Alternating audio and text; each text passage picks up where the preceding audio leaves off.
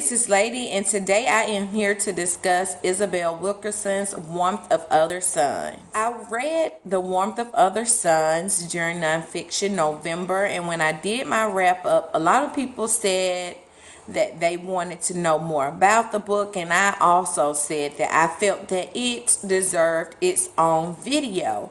So I want to give more detail about it. There have been plenty other reviews about this book. What mine will be is just a little talk about it. Warmth of Other Suns is the perfect book for someone who is not used to reading nonfiction. It was written very much like a story, and the people that were discussed became characters, and it was especially nice that these characters were actual people from our history, and I just really enjoyed it. I just loved learning about their life and really discussing the migration of black people from the south to the north. This migration lasted from 1915 to the 1970s. A lot of times what I thought about while reading this book, who was the brave one? Was it the person who left the south for really uncharted territory? It was like leaving this, going to another country, especially in the early days of the migration. It was just a total difference, northern states and southern states, and they were really leaving all that they have ever known for just the unknown, and that's scary. And then you have those that stayed. This book didn't really talk about those people, but you have some, because one of the people mentioned his family, no matter how he tried to talk up about moving, he had family that was like, no, we're staying here in the South. And there's some people that rather just deal with what they know. You know, it's more comfortable, even though things may have been bad. It's just easier to stay where you know, where you're familiar. The three main characters, or the three main people discussed in this book, was Ida Mae Gladney. She was a sharecropper in Mississippi who left for Chicago in 1937.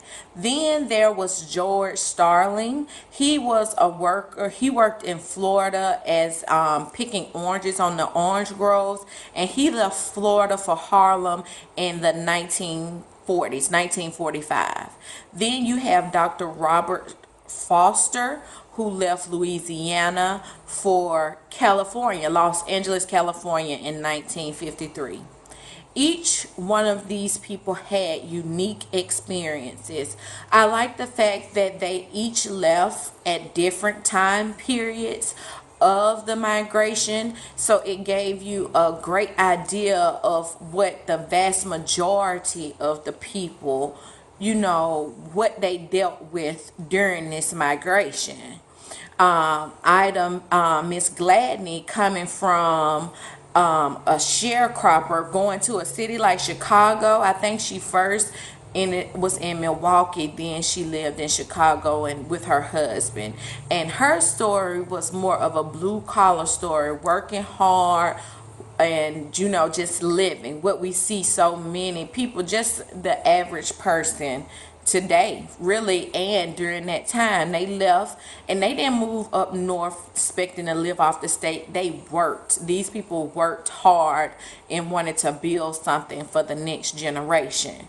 George Starling, the same thing. He had, I won't tell all of his story, but his was, I believe, to me, his was the most interesting story, especially his early in life and how he ended up where he ended up. It was very interesting and sometimes pretty entertaining as well. Then Dr. Robert Foster, he was just fabulous. That's how I would describe him and his life. It was just fabulous. That's how I would describe it.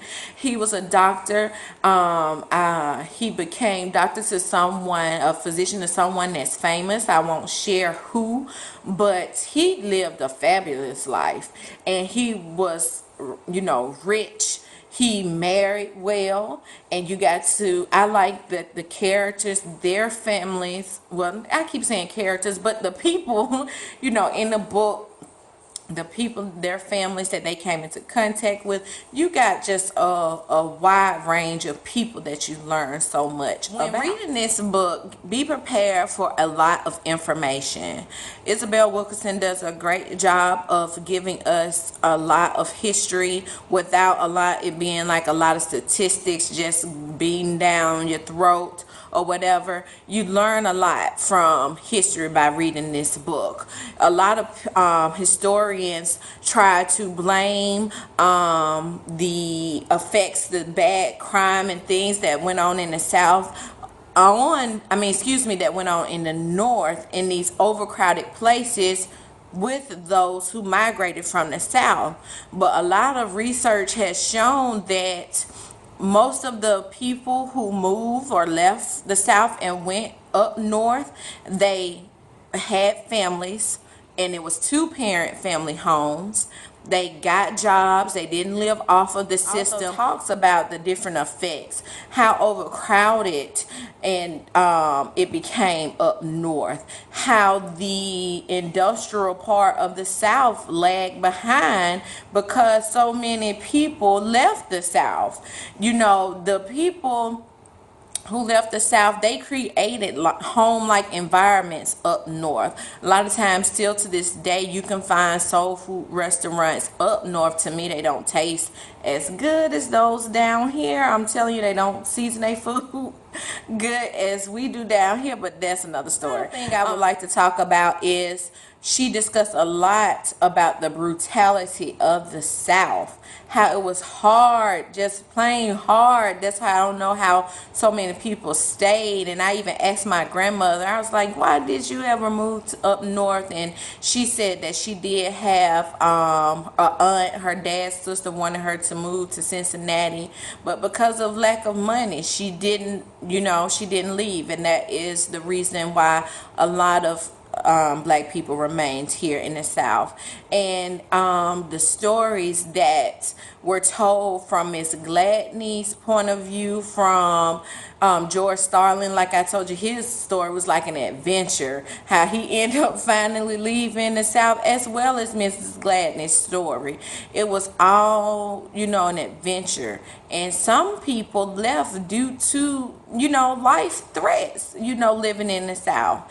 And she did a great job of talking about all of the aspects, all of the possible reasons that people would, leave everything they own and leave everything they've ever known for something that they have no clue about what to expect. I gave this book 5 stars, or 4 out of 5 stars. I've really enjoyed it. Like I said earlier, if you are someone that is not really into nonfiction, this is the book for you.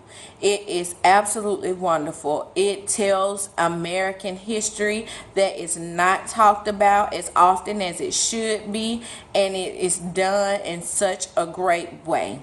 So if you ever get a chance to pick up Warmth of the Other Sons, I strongly suggest that you do. And if you have already read it, please comment below. Let me know your thoughts on it. Let's have a discussion about it. And that is it. This has been Lady. I will see you in my next video. Bye.